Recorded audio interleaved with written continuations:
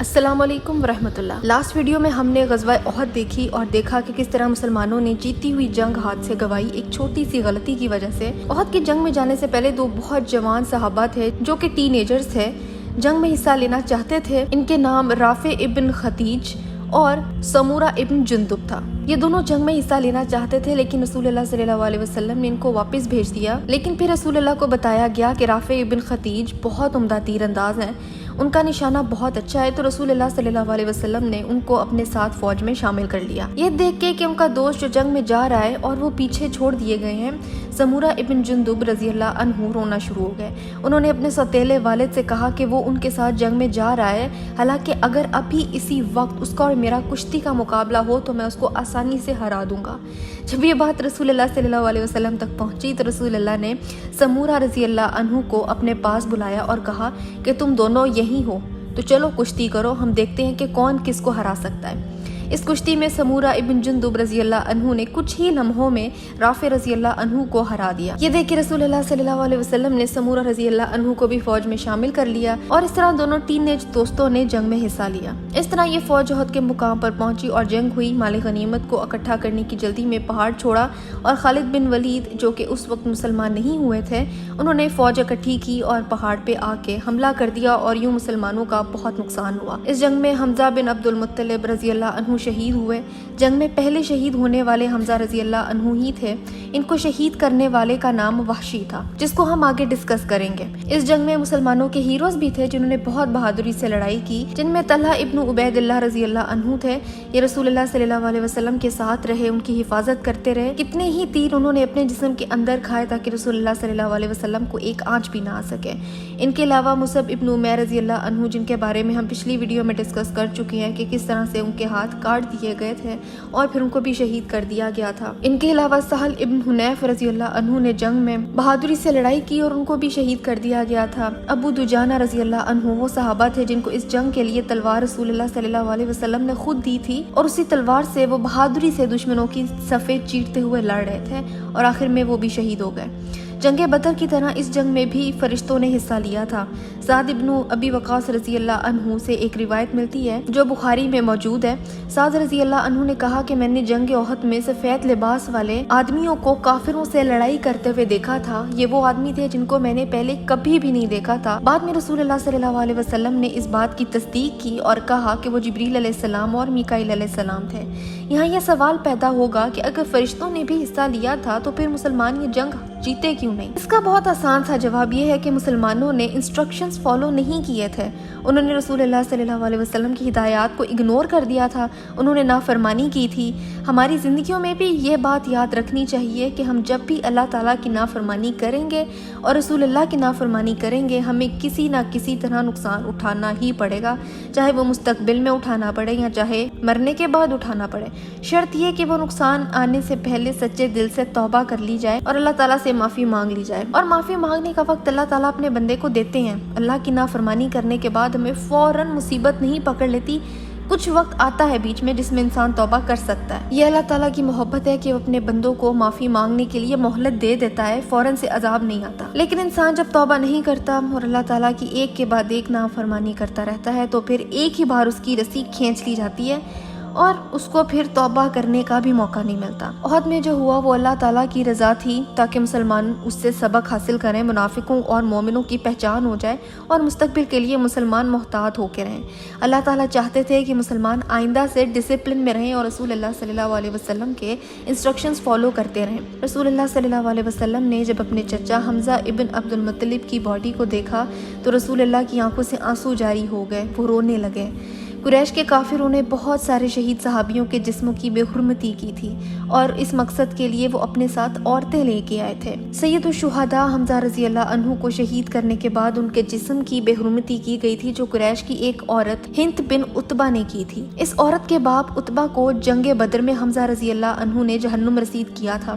اس عورت نے پاگل ہو کے حمزہ رضی اللہ عنہ کے پیٹ کو چاک کیا، جگر نکالا اور اس کو چبایا، تب اس عورت کے پاگل پن کو سکون ملا۔ ملا۔ رسول اللہ صلی اللہ علیہ وسلم نے صاف حکم دیا تھا کہ مسلمانوں کے جسموں کو مسخ نہیں کیا جائے گا، اس ہی لیے جیتے جی بھی ٹیٹو بنوانا، جسم کے عجیب مقامات پر چھید کروانا بھی منع کر دیا گیا، سوائے کانوں اور ناک کے۔ جسم کو نقصان پہنچانا اصل میں کیا ہے؟ انسان کا جسم انسان کا اپنا نہیں ہے، یہ اللہ تعالیٰ کی امانت ہے جو اللہ تعالیٰ نے واپس لے لینی ہے، اور اس بارے میں ہم سے سوال ہوگا کہ اللہ کی اس امانت کی، اپنے جسم کی ہم نے کس طرح سے حفاظت کی۔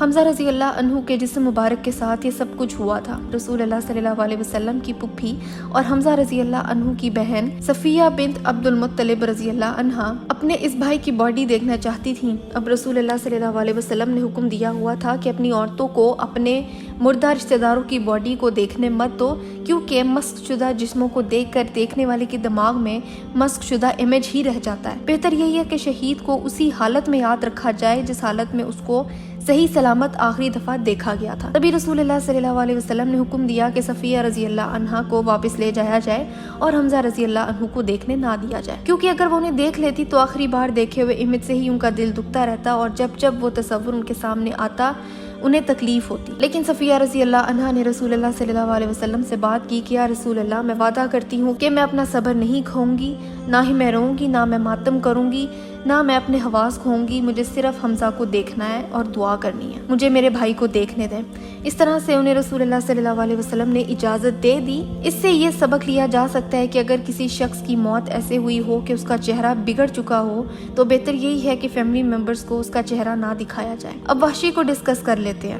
وحشی رضی اللہ عنہ نے مسلمان ہونے کے بعد بتایا تھا کہ جب میں نے حمزہ رضی اللہ عنہ کو مارا تھا تو میرے اندر ایک فیلنگ آئی تھی کہ اب میں آزاد ہو جاؤں گا، جیسے کہ میرے مالک نے مجھ سے وعدہ کیا تھا، لیکن ساتھ ہی مجھے یہ فیل ہوا جیسے میں غلامی میں آ گیا ہوں۔ آزاد ہونے کے باوجود بھی میں غلام ہی ہوں، میں جکڑ لیا گیا ہوں۔ مجھے لگا مجھے کسی بہت بڑی چیز نے پکڑ لیا جو کہ اس غلامی سے زیادہ بڑی تھی جو میں قریش میں اپنے مالک کی کیا کرتا تھا۔ یہ کیفیت میری ایسی تھی کہ جب میں مکہ گیا، آزاد ہو گیا، اس کے بعد بھی میں کچھ کر نہیں پاتا تھا، مجھے نیند نہیں آتی تھی، میں مسلسل اس عمل کے بارے میں سوچتا تھا جو میں نے حمزہ رضی اللہ عنہ کو شہید کر کے کیا تھا۔ اسی چکر میں شرابی ہو گیا، شراب نوشی کر کر کے میری ایسی بری حالت ہو گئی تھی کہ میں نہ ٹھیک سے زندہ تھا نہ مردہ تھا۔ اور ایسے ہی جب رسول اللہ صلی اللہ علیہ وسلم اپنی آرمی لے کے مکہ آئے تو میں اتنا زیادہ شرمندہ تھا کہ میں مکہ سے بھاگ گیا اور طائف چلا گیا۔ وہاں میں نے کچھ وقت گزارا اور جب فتح مکہ ہوئی تو میں مکہ گیا اور وہاں میں نے رسول اللہ صلی اللہ علیہ وسلم کو دیکھا۔ رسول اللہ نے مجھ سے پوچھا کیا تم وحشی ہو؟ کیا تم نے میرے چچا حمزہ کو شہید کیا تھا؟ وحشی نے کہا جی یا رسول اللہ، میں ہی وحشی ہوں۔ اس پوائنٹ پر وحشی رضی اللہ عنہ نے اسلام قبول کر لیا تھا، لیکن رسول اللہ نے ان سے کہا کہ دیکھو جتنا ہو سکے اتنا مجھ سے دور رہنا، میں جب بھی تمہیں دیکھتا ہوں تو مجھے میرے چچا حمزہ کی یاد آتی ہے۔ وحشی رضی اللہ عنہ کہتے ہیں کہ میں اس دن کے بعد جتنا بھی رہا میں شدید گلٹ میں تھا، پچھتاوے میں تھا، لیکن جب رسول اللہ صلی اللہ علیہ وسلم اس دنیا سے چلے گئے تو میں نے مسیلمہ الکذاب کے بارے میں سنا جو کہ ایک جھوٹا تھا اور اس نے نبوت کا دعویٰ کیا تھا۔ میں نے اللہ تعالیٰ سے دعا کی کہ یا اللہ، میں آرمی کے ساتھ اس کذاب کو اٹیک کرنے جا رہا ہوں، یا اللہ مجھے ان میں سے بنا دے جو اس کذاب کو قتل کر دے۔ اللہ تعالیٰ نے ان کی یہ دعا قبول کی اور انہوں نے ہی مسیلمہ الکذاب کا قتل کیا تھا جس نے جھوٹا نبوت کا دعویٰ کیا تھا۔ اس کے بعد وحشی رضی اللہ عنہ کہتے ہیں کہ میری بے چینی میں کمی آئی کہ میں نے ایک کذاب کو قتل کیا ہے۔ اب ہم شہداء کی تدفین کی بات کرتے ہیں جو 70 صحابہ احد میں شہید ہوئے تھے۔ ان 70 میں سے زیادہ تر انصاری تھے۔ رسول اللہ صلی اللہ علیہ وسلم دریافت فرماتے تھے کہ ان میں سے سب سے زیادہ قرآن کس نے حفظ کیا ہوا ہے؟ جن کو قرآن سب سے زیادہ یاد تھا ان صحابہ کی قبر پہلے بنائی گئی۔ ایک قبر میں ایک سے زیادہ شہداء تھے، جو جگہ اویلیبل تھی اسی کو یوز کیا گیا۔ اتنی زیادہ قبریں کھودنا ممکن نہیں تھا، اس لیے شریعت میں اس کی اجازت ہے کہ مردے کو دفن کرنے کے کچھ عرصے بعد جب جسم ڈی کمپوز ہو جائے تو اسی جگہ دوبارہ قبر کھود کے اس میں دوسرے مردے کو دفن کیا جا سکتا ہے، لیکن ہمارے ملک میں ایسا نہیں ہوتا۔ قبر کی جگہ کو خرید لیا جاتا ہے اور پھر وہ زمین کسی کی ملکیت ہو جاتی ہے، لیکن ایک ہی قبر میں سالوں کے وقفے کے بعد دوسری قبر بنانے میں کوئی حرج نہیں ہے۔ مدینہ میں جنت البقیع میں بھی اسی طریقے سے قبریں بنی ہوئی ہیں۔ احد کے ان شہداء کی تدفین ہو رہی تھی، ان میں سے ایسے شہداء بھی تھے جنہوں نے اللہ تعالیٰ کے لیے اپنی جان بھی دے دی، اور وہ اتنے غریب تھے کہ اپنی زندگی میں انہوں نے غربت کے علاوہ کچھ نہیں دیکھا تھا، جن میں مصعب ابن عمیر رضی اللہ عنہ شامل تھے۔ جب ان کی تدفین ہونے لگی تو ان کے پاس اتنا کپڑا بھی نہیں تھا کہ ان کے جسم کو کور کیا جا سکتا۔ یہ جنت کے بادشاہوں کا حال ہے کہ دنیا میں پہننے کو، جسم ڈھانپنے کو کپڑے نہیں تھے۔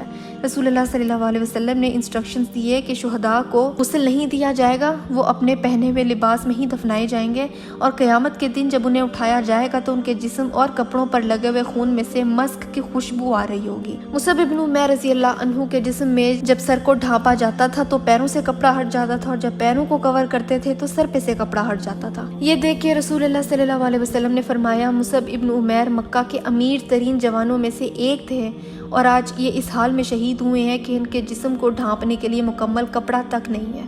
سورہ احزاب کی آیت نمبر 23 میں اللہ تعالیٰ نے فرمایا، ایمان لانے والوں میں ایسے لوگ موجود ہیں جنہوں نے اللہ سے کیے ہوئے عہد کو سچا کر دکھایا، ان میں سے کوئی اپنی نظر پوری کر چکا ہے اور کوئی اپنے وقت آنے کا منتظر ہے۔ ان شہداء نے اللہ تعالیٰ سے کیے ہوئے وعدے کو پورا کیا اور شہید ہوئے، اور باقی شہید ہونے کے انتظار میں تھے۔ رسول اللہ صلی اللہ علیہ وسلم نے مصعب ابن عمیر رضی اللہ عنہ کے سر کو کور کرنے کا حکم دیا اور پیروں کو درخت کے پتوں سے اور ٹہنیوں سے ڈھانپنے کو کہا، اور اس طرح سے مصعب ابن عمیر رضی اللہ عنہ کی تدفین ہوئی۔ حمزہ رضی اللہ عنہ کو بھی اسی طرح دفنایا گیا۔ یاد رکھیے، قبر میں ہمارے ساتھ جانے والے ہمارے اعمال ہیں، نہ کہ ہماری دولت۔ موت آنے سے پہلے اصل اعمال اکٹھے کر لیں تاکہ موت کے بعد اللہ تعالیٰ سے ملاقات ہو تو شرمندگی سے بچ جائیں۔ شہداء کی تدفین کے بعد جب مسلمان واپس مدینہ آئے، حمنہ بن جہش رضی اللہ عنہا کو بتایا گیا کہ آپ کے بھائی عبداللہ بن جہش کو شہید کر دیا گیا ہے۔ حمنہ رضی اللہ عنہا نے دعا کی کہ اللہ ہمیں صبر عطا کریں۔ پھر انہیں بتایا گیا کہ آپ کے چچا حمزہ ابن عبد المطلب کو بھی شہید کر دیا گیا ہے۔ حمزہ رضی اللہ عنہ کے لیے بھی انہوں نے یہی دعا کی، وہ صبر میں تھیں، پیشنٹ تھیں۔ پھر انہیں بتایا گیا کہ آپ کے شوہر مصعب ابن عمیر رضی اللہ عنہ کو بھی شہید کر دیا گیا ہے۔ یہ سن کے ان کے منہ سے ایک چیخ نکلی، لیکن انہوں نے فوراً صبر کر لیا اور اپنے لیے پھر سے صبر کی دعا مانگی، جس پر رسول اللہ صلی اللہ علیہ وسلم نے فرمایا کہ شوہر دل کے زیادہ قریب ہوتے ہیں بنسبت بھائی اور چچا کے۔ ان کے علاوہ بنو دینار سے ایک بہت مشہور خاتون تھیں جن کا نام ہمیں کتابوں میں نہیں ملتا، انہیں بتایا گیا کہ آپ کے شوہر شہید ہوئے ہیں، آپ کے بھائی شہید ہوئے ہیں، اور آپ کے والد کو بھی شہید کر دیا گیا ہے۔ ان صحابیہ نے پوچھا کہ رسول اللہ صلی اللہ علیہ وسلم کیسے ہیں، وہ کہاں ہیں؟ انہیں بتایا گیا کہ رسول اللہ ٹھیک ہیں۔ ان صحابیہ نے کہا کہ نہیں، مجھے رسول اللہ کو دیکھنا ہے۔ کچھ دیر بعد جب رسول اللہ صلی اللہ علیہ وسلم وہاں سے گزرے اور ان صحابیہ نے ان کو خود دیکھ لیا تو وہ مسکرائیں اور کہا کہ ساری مشکلیں اس کے بعد آسان ہیں کہ رسول اللہ ٹھیک ہیں اور وہ ہم میں موجود ہیں۔ اندازہ بھی نہیں لگایا جا سکتا اس دور کی مضبوط بہادر عورتیں صحابیات کتنی دلیر ہوں گی کہ وہ اپنے بھائی، شوہر، والد کے شہید ہونے کو بھی ہنس کے قبول کر رہی ہیں کیونکہ رسول اللہ صلی اللہ علیہ وسلم ٹھیک ہیں اور انہیں کچھ بھی نہیں ہوا۔ وہ صحابیات ہماری طرح کمزور نہیں تھیں، وہ مضبوط تھیں۔ شوق لگتا تھا تو صبر کر لیتی تھیں۔ ہمارے ایمان اتنے کمزور ہیں کہ ذرا سی مشکل آ جاتی ہے تو ہم چور دروازے ڈھونڈتے ہیں، لوپ ہولز ڈھونڈتے ہیں کہ کسی طریقے سے کوئی ناجائز اور حرام کام کر لیں اور اس کی ہمیں جسٹیفیکیشن بھی مل جائے۔ اللہ اکبر۔ ان صحابیات کو رسول اللہ صلی اللہ علیہ وسلم کی جان اور زندگی کی زیادہ فکر تھی۔ ان بیوہ صحابیات میں سے کئی کی شادیاں باقی صحابہ کرام سے ہو گئی تھیں۔ ایون رسول اللہ صلی اللہ علیہ وسلم نے بھی ایک بیوہ صحابیہ سے شادی کی تھی جن کو ہم آگے جا کے ڈسکس کریں گے۔ ان صحابیات کے شوہر جا چکے تھے، ان کی دیکھ بھال کرنے کے لیے ان کی شادیاں کی گئیں۔ وہ بچے جو یتیم ہوئے تھے ان کے لیے فادر فگر کا ہونا ضروری تھا، اور یہ سب کرنے کا بہترین طریقہ یہی تھا کہ ان عورتوں کے لیے ان کی شادیاں کر دی جائیں۔ نریشنز کے مطابق یہ سب 7 شوال کو ہوا تھا۔ مسلمان مدینہ واپس آ گئے تھے۔ قریش کے لوگ مدینہ آنا چاہتے تھے لیکن اللہ تعالیٰ نے انہیں واپس بھیج دیا۔ قریش نے سوچا کہ اگر ہم مدینہ چلے گئے تو کتنے ہی مسلمان جنگجو وہاں بھی موجود ہوں گے جو ہم سے جنگ کریں گے، اسی لیے وہ واپس مکہ روانہ ہو گئے۔ راستے میں ابو سفیان نے سوچا ہم واپس مدینہ جاتے ہیں اور مدینہ پر حملہ کر دیتے ہیں۔ صفوان ابو امیہ نے کہا کہ نہیں، ایسا مت کرو۔ کہنے لگا کہ ابھی ہم فی الحال خود کو جیتا ہوا مان رہے ہیں، ہم واپس جا کے بھلا لڑائی کر کے ہارنے کا اور نقصان اٹھانے کا رسک کیوں لیں۔ اس موقع پہ اللہ تعالیٰ نے رسول اللہ صلی اللہ علیہ وسلم کو خبر دے دی۔ 7 شوال کے دن ہی مسلمان مدینہ آئے تھے اور اگلے ہی دن رسول اللہ نے پھر سے آرمی تیار کی تاکہ مدینہ سے باہر جائیں اور آتے ہوئے قریش کو مدینہ سے باہر ہی روکا جائے، کیونکہ اگر وہ مدینہ آ گئے تو مسئلہ ہو جائے گا۔ یہ صحابہ کرام اور خود رسول اللہ صلی اللہ علیہ وسلم زخمی تھے، تھکے ہوئے تھے، جنگ کی تھکاوٹ ابھی تازہ تھی، شہداء کا غم ابھی بھی تازہ تھا، لیکن آرمی پھر سے اٹھ کھڑی ہوئی اور رسول اللہ صلی اللہ علیہ وسلم کے انسٹرکشنز کو فالو کرنے کے لیے تیار تھی۔ یہ آرمی حمرات الاسد کے مقام پر پہنچی۔ میں انہی صحابہ کو شامل کیا تھا جنگ احد میں بھی شامل تھے، سوائے 1-2 کے جن کو اجازت دے کے آرمی میں شامل کیا گیا۔ قریش کے مشرکوں کو یہ خبر مل گئی تھی کہ مسلمان آرمی لے کے حمرات الاسد کے مقام پر آ گئے ہیں۔ اس سے انہیں یہ میسج مل گیا تھا کہ جو مرضی ہو جائے، آج ہم پھر سے تم سے لڑنے کو تیار ہیں۔ اللہ تعالیٰ نے اس موقع پہ آیات نازل کی۔ سورہ نساء کی آیت نمبر 104 میں اللہ تعالیٰ نے فرمایا، اور کفار کا پیچھا کرنے میں سستی نہ کرو، اگر تم دکھ تکلیف اٹھا رہے ہو تو تمہاری طرح وہ بھی دکھ تکلیف اٹھا رہے ہیں، اور تم اللہ سے اس چیز کے امیدوار ہو جس کے وہ امیدوار نہیں ہے۔ اللہ سب کو جانتا ہے اور وہ حکیم اور دانا ہے۔ مسلمانوں کو اللہ تعالیٰ کی طرف سے موٹیویشن ملی۔ وہ حمرۃ الاسد کے مقام پر پہنچے، وہاں کچھ دیر رکے، قریش کا انتظار کیا۔ قریش نہیں آئے تو واپس مدینہ آ گئے۔ اس کے علاوہ ایک اور آیت نازل ہوئی تھی جس سے پتہ چلتا ہے کہ مسلمانوں کو اپنے مراد ہائی رکھنے چاہیے۔ سورہ توبہ کی آیت نمبر 52 میں اللہ تعالیٰ نے فرمایا، ان سے کہو تم ہمارے معاملے میں جس چیز کے منتظر ہو اس کے سوا اور کیا ہے کہ 2 بھلائیوں میں سے ایک بھلائی ہے۔ یہاں 2 بھلائیوں سے مراد یہ ہے کہ اگر جنگ میں مارے گئے تو شہید ہو جاؤ گے اور مرنے کے بعد جنت تمہارا ٹھکانہ ہوگا، اور اگر جنگ جیت گئے تو یہاں تمہیں وکٹری مل جائے گی۔ دونوں صورتوں میں ون ون سچویشن ہے، یا تو تم جنگ جیت لو گے یا پھر جنت پالو گے، اور کوئی دوسرا آپشن نہیں ہے۔ اور اس کے علاوہ مشرکین کے لیے اسی آیت میں اللہ تعالیٰ نے فرمایا، ہم تمہارے معاملے میں جس چیز کے منتظر ہیں وہ یہ ہے کہ اللہ خود تم کو سزا دیتا ہے یا ہمارے ہاتھوں دلواتا ہے۔ اچھا تو اب تم انتظار کرو اور ہم بھی تمہارے ساتھ منتظر ہیں۔ اس کا مطلب یہ ہے کہ تم اگر یہاں جنگ جیت بھی جاؤ گے تو اللہ تمہیں ضرور پکڑے گا، اور اگر یہاں ہارے تو ہمارے مسلمانوں کے ہاتھوں ہی تم انجام حاصل کر لو گے۔ یہ آیت اللہ تعالیٰ نے نازل کی جس سے مسلمانوں کے مورال ہائی ہوئے اور جذبہ بڑھتا رہا۔ اس دن مسلمانوں کو جس وجہ سے نقصان اٹھانا پڑا تھا وہ ایک ڈیبیٹ تھی، آپس کی بحث تھی، ڈس ایگریمنٹس تھے۔ جنگ کے دوران ہی مسلمانوں میں بحث چھڑ گئی تھی کہ ہمیں یہ کرنا چاہیے یا وہ کرنا چاہیے، جس کے نتیجے میں شکست ہوئی، اور آپس میں جب بھی تنازع ہوتا ہے تو اس سے سفرنگ ہی ہوتی ہے۔ اللہ تعالیٰ نے سورہ انفال کی آیت نمبر 73 میں فرمایا، یہ کافر ایک دوسرے کی حمایت کرتے ہیں۔ قرآن کہتا ہے کہ یہ کافر، یہ مشرک ہمیشہ ایک دوسرے کی سپورٹ میں رہتے ہیں، ایک دوسرے کو پروٹیکٹ کرتے رہتے ہیں اور حمایت کرتے ہیں۔ آگے یہ اللہ تعالیٰ نے فرمایا، اگر تم یہ نہ کرو گے تو تم زمین میں فتنہ اور فساد برپا ہوگا۔ مسلمانوں سے اللہ تعالیٰ نے کہا کہ اگر تم بھی ایک دوسرے کو سپورٹ اور پروٹیکٹ نہیں کرو گے تو فساد مچے گا۔ اس کا مطلب کہ کافر ہمیشہ ایک ساتھ کھڑے رہتے ہیں، چاہے وہ امریکہ ہو، اسرائیل ہو یا کوئی بھی کافر ملک ہو، دنیا میں کہیں بھی ہو، یہ ہمیشہ ایک دوسرے کی حمایت کرتے ہیں۔ ایسے ہی تمام مسلمانوں کو ایک دوسرے کی سپورٹ اور حفاظت کرنی ہوگی، چاہے وہ دنیا کے کسی بھی کونے میں ہو، چاہے یمن ہو، فلسطین ہو، پاکستان ہو، انڈیا ہو یا کہیں بھی ہو۔ مسلمان اگر ایک دوسرے کی حفاظت نہیں کریں گے تو وہی ہوگا جو آج یمن، فلسطین، سیریا میں مسلمانوں کے ساتھ ہو رہا ہے۔ پوری امت اس آیت کو بھول چکی ہے، دنیا کے پیچھے اپنے مسلمان بہن بھائیوں کو انہی کے حال پر چھوڑ چکی ہے۔ ہجرت کے تیسرے سال ہی غزوہ احد ہوئی تھی، اور اسی سال رسول اللہ صلی اللہ علیہ وسلم نے عمر ابن الخطاب رضی اللہ عنہ کی بیٹی حفصہ رضی اللہ عنہا سے شادی کی، جو کہ خنیس ابن حذافہ کی بیوہ تھی۔ نریشن سے یہی ملتا ہے کہ یہ بدر کی جنگ میں شدید زخمی ہوئے تھے اور بعد میں ان کا انتقال ہو گیا تھا۔ اب ان کے بیوہ ہونے کے بعد ہوا یہ کہ عمر ابن الخطاب رضی اللہ عنہ عثمان ابن عفان رضی اللہ عنہ کے پاس گئے اور کہا کہ میں چاہتا ہوں تم میری بیٹی سے شادی کر لو، لیکن عثمان رضی اللہ عنہ نے کہا کہ میں ابھی شادی کرنے کی کوئی نیت نہیں رکھتا اور نہ ہی میرا کوئی ارادہ ہے۔ پھر عمر رضی اللہ عنہ ابو بکر صدیق رضی اللہ عنہ کے پاس گئے اور کہا کہ میں چاہتا ہوں کہ آپ میری بیٹی سے شادی کریں، لیکن ابو بکر صدیق رضی اللہ عنہ نے کوئی جواب نہیں دیا اور خاموش رہے۔ عمر رضی اللہ عنہ کو عجیب لگا کہ ابو بکر انکار ہی کر دیتے، جیسے عثمان رضی اللہ عنہ نے انکار کر دیا تھا، اس طرح خاموش کیوں رہے۔ کچھ دنوں بعد ہی رسول اللہ صلی اللہ علیہ وسلم نے اپنا پروپوزل حفصہ رضی اللہ عنہا کے لیے عمر رضی اللہ عنہ کے گھر بھجوایا۔ عمر رضی اللہ عنہ بہت زیادہ خوش ہوئے اور فوراً ہی رسول اللہ اور حفصہ رضی اللہ عنہا کا نکاح ہو گیا، اور یوں وہ ام المومنین بن گئیں۔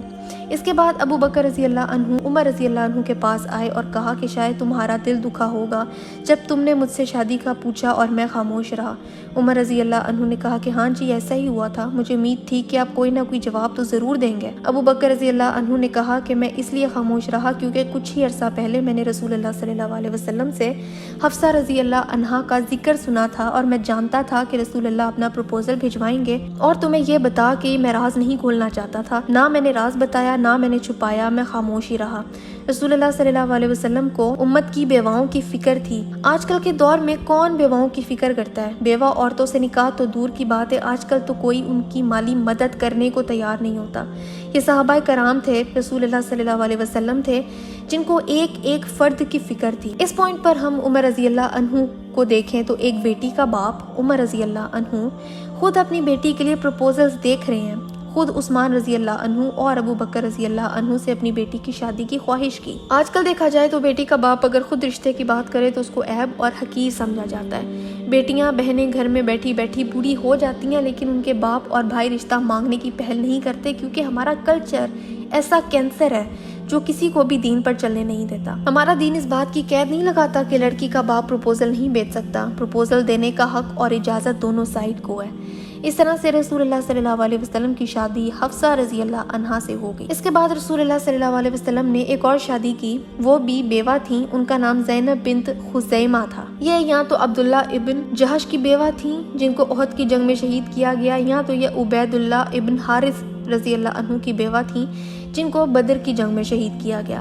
زیادہ اوتھینٹک نریشن عبید اللہ ابن حارث رضی اللہ عنہ کو ہی ان کا شوہر کہتی ہیں، کیونکہ رسول اللہ صلی اللہ علیہ وسلم نے زینب بنت خزیمہ رضی اللہ عنہا سے رمضان میں شادی کی تھی۔ اگر ایسا ہی ہوا تھا تو تب تو احد کی جنگ ہوئی ہی نہیں تھی، اور اسی لیے وہ عبداللہ ابن جہش کی بیوہ نہیں ہو سکتی۔ تو اسٹرانگ نریشنز عبید اللہ ابن حارث رضی اللہ عنہ کی ہی ہیں۔ رسول اللہ صلی اللہ علیہ وسلم نے ان کی بیوہ سے شادی کی۔ ام المؤمنین زینب بنت خزیمہ رضی اللہ عنہا کو ام المساکین کے نام سے جانا جاتا تھا۔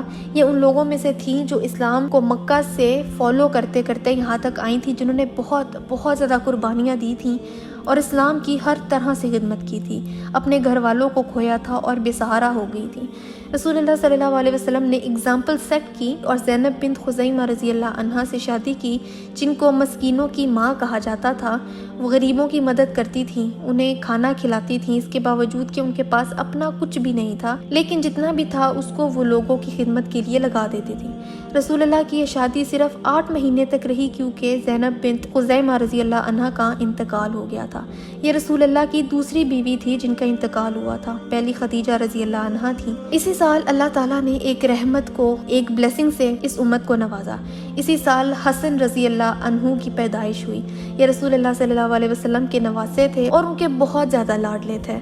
فاطمہ بنت محمد رضی اللہ عنہا اور علی بن ابی طالب رضی اللہ عنہ کی اولاد۔ اسی سال 3 ہجری میں قرآن کی فائنل آیات نازل ہوئیں جن میں الکوہل، شراب کو حرام کر دیا گیا۔ مکہ اور مدینہ کے لوگ بہت زیادہ الکوہل کنزیوم کرتے تھے، پیتے تھے اور اس کا کاروبار بھی کرتے تھے۔ یہ لوگ اتنی شراب پیتے تھے کہ نشے میں لڑائی کرتے تھے، اور جب لڑائیاں کرتے تھے تو فساد پیدا ہوتا تھا۔ شراب ان کی زندگی میں اتنی ضروری تھی کہ ہم نے دیکھا کہ بدر اور احد کی جنگ میں قریش کے مشرک اپنے ساتھ عورتیں اور شراب لے کے آتے تھے۔ رسول اللہ صلی اللہ علیہ وسلم سے سوال کیا گیا کہ اللہ تعالیٰ کا شراب اور جوئے کے بارے میں کیا حکم ہے؟ قرآن کی آیات نازل ہوئی۔ اب سوال یہ ہے کہ لوگ جب الکوہل کا استعمال کرتے تھے تو پھر اس بارے میں سوال کیوں کیا؟ ابو بکر رضی اللہ عنہ کو پتہ تھا کہ الکوہل بری چیز ہے، اس سے کبھی خیر نہیں ہوئی، ہمیشہ ہی مسئلے کھڑے ہوئے ہیں، تو اس کے بارے میں سوال کیے گئے۔ سورہ بقرہ کی آیت نمبر 219 میں اللہ تعالیٰ نے فرمایا، اے نبی، یہ پوچھتے ہیں شراب اور جوئے کے بارے میں کیا حکم ہے؟ ان دونوں چیزوں میں بڑی خرابی ہے، اگرچہ ان میں لوگوں کے لیے کچھ منافع بھی ہے، لیکن ان کا گناہ ان کے فائدے سے بہت زیادہ ہے۔ شراب کو ایک دم سے حرام نہیں کیا گیا تھا۔ اس آیت کے بعد مسلمانوں کو اندازہ ہوا کہ اگر اس کے نقصان اس کے فائدے سے زیادہ ہیں تو اس سے دور رہنا ہی بہتر ہے۔ اسی طرح سے انہوں نے احتیاط شروع کر دی اور اب وہ شراب سے دور رہنے لگے۔ جو ایڈکٹڈ تھے انہوں نے کنزمپشن کو کم کرنا شروع کر دیا۔ ابو بکر رضی اللہ عنہ کے بارے میں نریشنز ہیں کہ انہوں نے کبھی بھی ایون اسلام سے پہلے بھی شراب نہیں پی تھی۔ وہ جانتے تھے کہ اس میں خیر نہیں ہے، اور بالکل رسول اللہ صلی اللہ علیہ وسلم کی طرح وہ بھی اللہ تعالیٰ کے حکم سے اور اللہ تعالیٰ کی پروٹیکشن کی وجہ سے ان سب سے دور رہے۔ شراب پینے سے یہ بھی ہوتا تھا کہ مسلمان ڈرنک ہو کے نماز پڑھنے آتے تھے اور انہیں پتہ ہی نہیں ہوتا تھا کہ وہ نماز میں کیا پڑھ رہے ہیں، وہ اپنے حواس میں ہی نہیں ہوتے تھے۔ نماز میں یہ خطرناک چیز ہے کہ جو سورت پڑھی جا رہی ہو اس کو یا تو غلط پڑھا جا رہا ہو یا اس کا مطلب ہی پتہ نہ ہو۔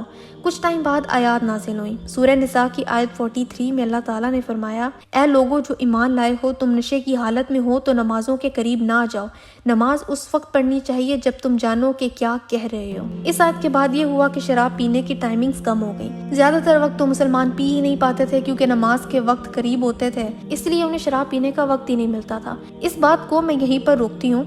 اس آیت پر غور کرنے کی ہمیں ضرورت ہے۔ نماز تب پڑھنی چاہیے جب پتہ ہو کہ نماز میں کیا کہا جا رہا ہے۔ اب اپنے آپ سے ہم سوال کرتے ہیں کہ ہم نماز میں جو پڑھتے ہیں کیا ہمیں اس کا ترجمہ پتہ ہے؟ کیا ہمیں پتہ ہے کہ سورہ فاتحہ کی ایک ایک آیت کا کیا مطلب ہے؟ سورہ فلق، ناس، کوثر جیسی چھوٹی چھوٹی صورتوں میں کیا لکھا ہے؟ ایون حفاظ بھی جو حفظ کیے ہوئے ہیں، کیا وہ نماز میں پڑھی جانے والی صورتوں کے ایک ایک لفظ کا مطلب جانتے ہیں کہ وہ کیا پڑھ رہے ہیں؟ جو تسبیحات پڑھی جاتی ہیں ان کا کیا مطلب ہے؟ اگر آپ کا جواب ہے کہ نہیں پتہ تو آج ہی قرآن کھولیے اور اس کے ترجمے کو سمجھیں، ایٹ لیسٹ ان صورتوں کے ترجمے کو جو کہ آپ اور میں نمازوں میں پڑھتے ہیں، تاکہ نماز پڑھنے کا مزہ بھی آئے اور خشوع بھی ہو اور پتہ چلے کہ اللہ تعالیٰ نے ہم سے کیا کہا ہے، بجائے اس کے کہ بچپن سے جو رٹوایا گیا ہے اسی کو طوطے کی طرح ریپیٹ کیا جائے۔ اس آیت کے بعد ٹائم ڈھونڈنا اور ملنا مشکل ہو گیا اور مسلمانوں میں الکوہل کی کنزمپشن اور کم ہو گئی۔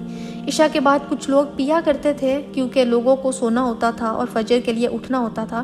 فجر کے بعد بھی وہ نہیں پی سکتے تھے کیونکہ صبح کے وقت کون ڈرنک ہوتا ہے، وہ وقت کاروبار کا ہوتا ہے اور اس وقت ہوش میں رہنا ضروری ہوتا ہے۔ ظہر کے بعد عصر اور عصر کے بعد مغرب میں اتنا وقت ہی نہیں ہوتا تھا اور یوں ہی پھر عشاء کا وقت آ جاتا تھا۔ پھر 3 ہجری میں فائنل آیات نازل ہوئی۔ سورہ مائدہ کی آیت نمبر 90 میں اللہ تعالیٰ نے فرمایا، اے لوگوں جو ایمان لائے ہو، یہ شراب اور جوا اور یہ آستانے اور پانسے، یہ سب گندے شیطانی کام ہیں، ان سے پرہیز کرو، امید ہے تم فلاح نصیب کرو گے۔ اس آیت میں فائنلی بتا دیا گیا کہ اب اس سے دور رہو۔ اب اس بارے میں لوگ کہتے ہیں کہ یہ کہاں لکھا ہے کہ یہ حرام ہے؟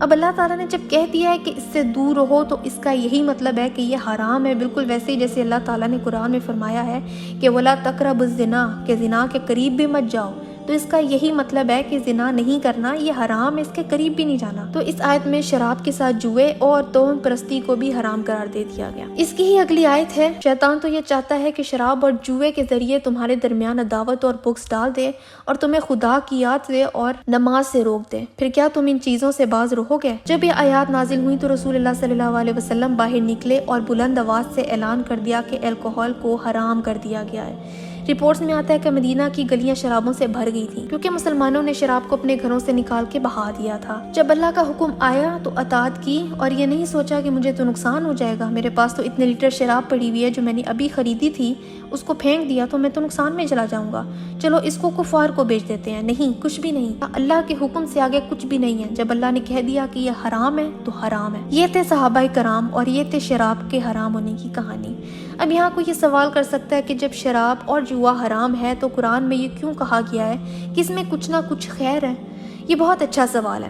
جب آپ تفاسیر کی کتابیں کھولیں گے تو آپ کو پتہ چلے گا کہ اس وقت کے بدوین جوا کھیلتے تھے اور اندر سے ان کو پتہ ہوتا تھا کہ جوا غلط کام ہے، کیونکہ لیٹ سے 500 آدمی پیسہ لگاتے ہیں اور ان میں سے صرف ایک ہے جو سارا پیسہ اٹھا کے گھر لے جاتا ہے۔ اور آج بھی اگر دیکھا جائے تو وہ لوگ جنہوں نے لاٹری میں بڑی اماؤنٹ جیتی ہیں، ان کے تعلقات اپنے خاندان سے، فیملی سے ہمیشہ خراب ہوئے ہیں اور ان کے گھر ٹوٹے ہیں، اور کتنے ہی لوگ شراب کے نشے میں مرے ہیں کیونکہ جو پیسہ جیتا گیا وہ حلال نہیں ہے، وہ خون پسینے کی محنت کی کمائی سے نہیں حاصل کیا گیا۔ خیر، اس وقت کے بدوین جب جوا جیتتے تھے تو سارا پیسہ اٹھا کے چیریٹی میں دے دیتے تھے، اس سے کسی نہ کسی کی مدد کر دیا کرتے تھے۔